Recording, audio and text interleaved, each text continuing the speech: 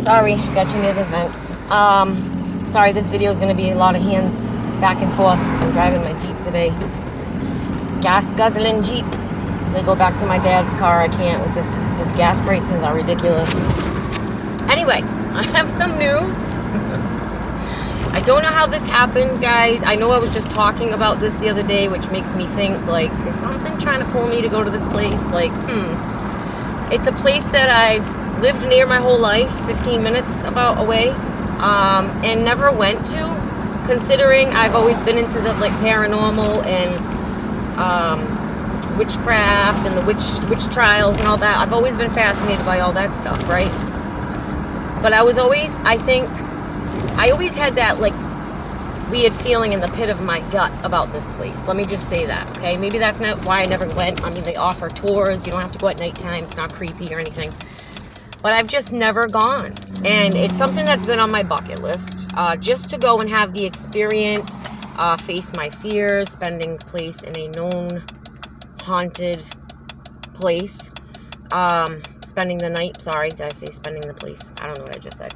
Anyway, it's something that I've always wanted to do. A few years back, like I told you guys, when we were really, like, looking into, like, going to haunted places, my daughter and I, we were talking about going here. And then I don't know. I said, you know what? This stuff's not good. I'm not going to play with this. I wanted to do my own paranormal team and everything. And I was like, I just said, forget it. No.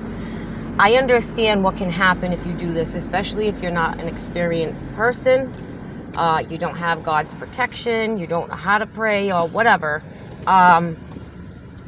I know it's not something to mess with. It's something that I believe in with all my heart, that there is a spiritual realm that we do not see, that possibly has good and evil. I believe this place is definitely harboring something demonic. I believe that this family might have had some attachments. Now hearing another part of the story that I never knew. So anyway, it's something that is well known. It's a part of Southern New England history. It was the first murder ever photographed. It was a very gruesome murder, and it was never solved. To this day, they do not know who committed these murders. So it is the Lizzie Borden house. So the other day, considering we were just talking about this, over the weekend I went to go get my dress for my son's wedding in Fall River, and just happened to be on that street because it's, like, right near the dress shop. And I look over and I'm like, oh my God, Jade, look what it is. Telling my daughter. And she's like, oh, I want to go stay there. And I'm like, yeah, it's a little expensive. But I did promise her. And it is something, again, that's been on my bucket list. Something that I've always wanted to do. But like I said, something's always told me not to go there. But anyway, I booked a room for next Tuesday. My daughter, her friend, and myself are all going to go spend the night. So far, there are 3 other rooms booked. I believe that they ask you to retire to your room by 11 p.m. They do a nightly tour / ghost hunt, I guess, at 10 p.m. To midnight. So we will be doing that. As far as, like, any kind of ghost hunting equipment, any of that stuff, they don't give you that. You have to pay extra for it. So we won't have anything like that. I might get like the little balls that light up with movement. Just, I don't want to taunt anything. I don't know if I even want to communicate with anyone. My daughter, I know, is going to, and I told her, like, you got to, like, be careful with this stuff. She's a teenager. She doesn't understand how dangerous this can be. They do have Ouija boards there, but they ask you that you do not bring a Ouija board into the building.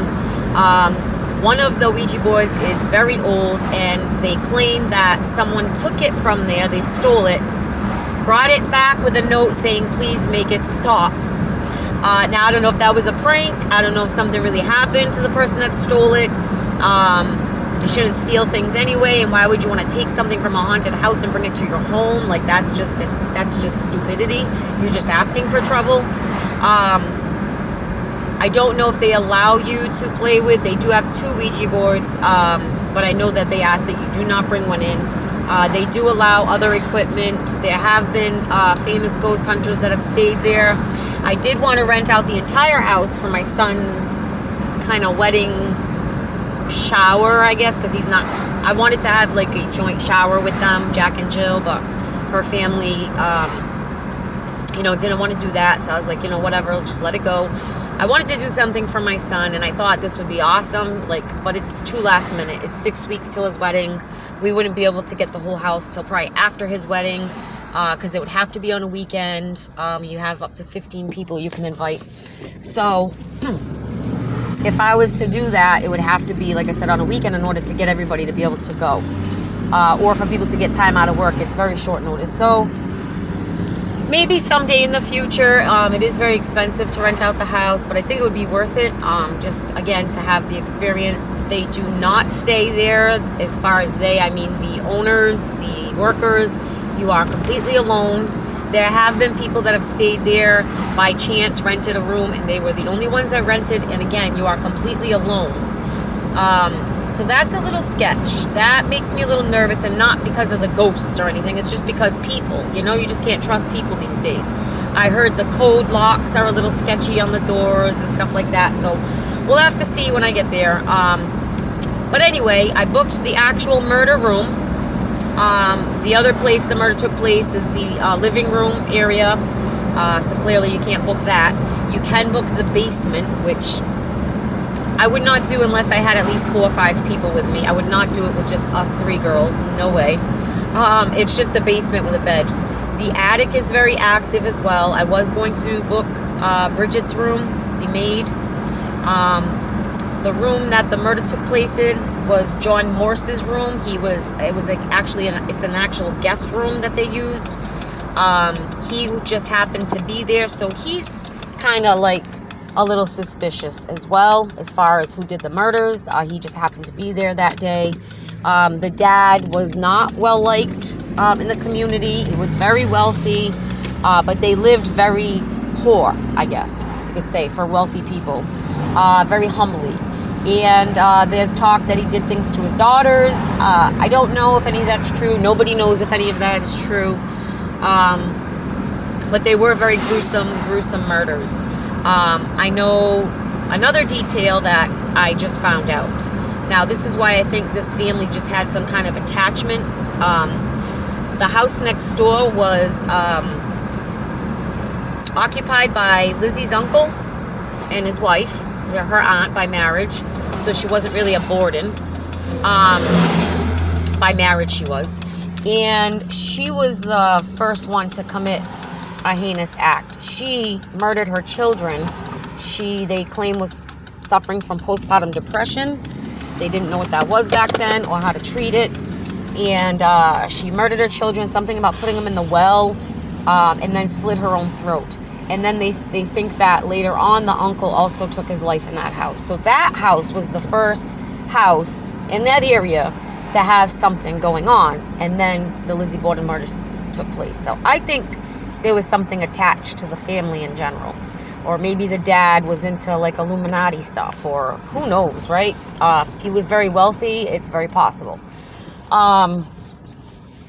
Anywho, it's going to be interesting. I'm not going to lie, I'm scared. Something is telling me not to do it. Something in my gut. I get very excited, and then then I just get this overwhelming dread. I'm not worried about myself as far as attachments. I do believe when I was a child I had attachments. I don't know, maybe I did. I did mess with Ouija boards a lot, and the timing kind of lines up because, I'll give you a little backstory on my childhood. I went to school in the city because my parents both worked, and my grandmother was available to babysit, take me to school, pick me up from school, all that good stuff. So I went there till I was in the 5th grade, and then I became a latchkey kid in the 6th grade. That is when I started messing with Ouija boards, age 10, 11, okay? 11, 12 is when I met my best friend at the time, and that is when my life got very dark, and I went to a very dark place. I got thrown out of CCD classes. I stopped going to church. I totally rebelled. I was in church every Sunday. I was in church with school. I went to church every holiday. I was in church a lot. I did believe in God. I knew a lot of Bible verses. I knew a lot of prayers. I forgot all of it, honestly.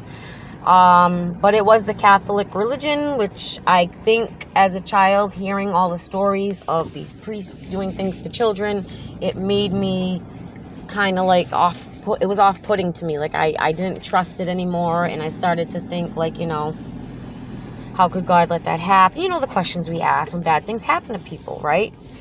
Why would children suffer if there was a God? People always ask that. Well, there's a lot of reasons for that, but we're not going to get into that today. But anyway, I will be live streaming. I'm not going to live stream the whole thing. That would be very boring to watch.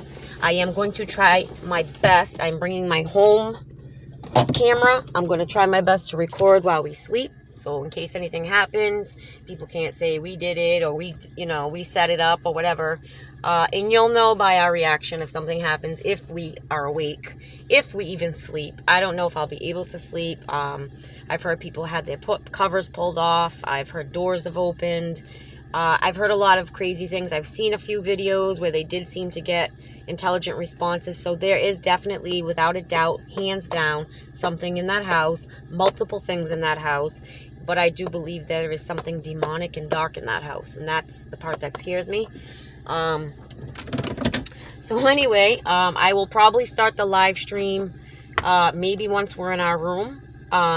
We'll be in our room by midnight if you guys are awake and you want to check it out. I will give you guys more updates on more specific times on when I'm going to be going live, or maybe I'll just make videos and post them later. I'm not good at all this stuff, guys. I am going to bring my laptop.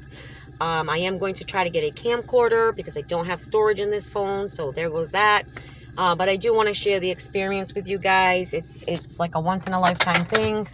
Yeah, and it's a big part of the history from where I'm from, so it should be interesting.